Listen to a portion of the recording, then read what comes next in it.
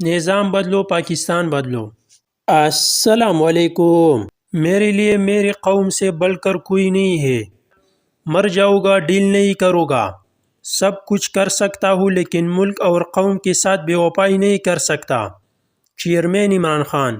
قوم کو یہ پیغام دینا چاہتا ہوں، آپ کا کپتان آخری سانس تک لڑنے کے لیے تیار ہے۔ چیئرمین عمران خان۔ غلاموں کا کوئی مستقبل نہیں ہوتا۔ جمہوریت اور قانون کی بالادستی اکٹھے ہوتی ہے۔ غلامی کو شرک گردانتا ہوں اور اس غلامی سے بہتر موت ہے۔ چیئرمین تحریک انصاف عمران خان کا جیل سے پیغام۔ پریشان نہیں ہونا، آپ نے گھبرانا نہیں ہے۔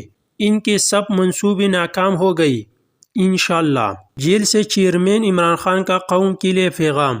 آزادی کے لیے قربانی دینی پڑتی ہے، اس کے لیے 1000 سال بھی اس چھوٹے سیل میں رہنے کے لیے تیار ہو۔ چیئرمین تحریک انصاف عمران خان۔ مشکل وقت میں صبر کرنے کی صفت اللہ کی سب سے پسندیدہ صفت ہے۔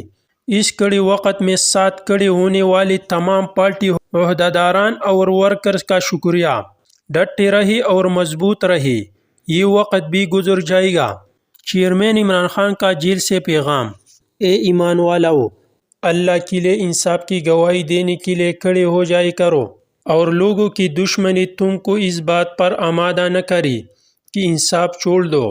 انصاف کیا کرو کہ یہی پرہیزگاری کی بات ہے، اور اللہ سے ڈرتے رہو۔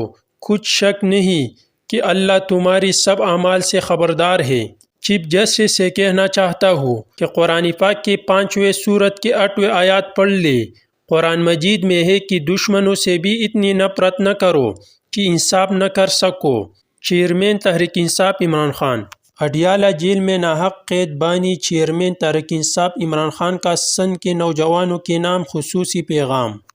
ووٹ سے قوموں کی تقدیر بدلتی ہے، اپنی ووٹ کا استعمال کریں ملک کی بقا و سلامت کے لیے۔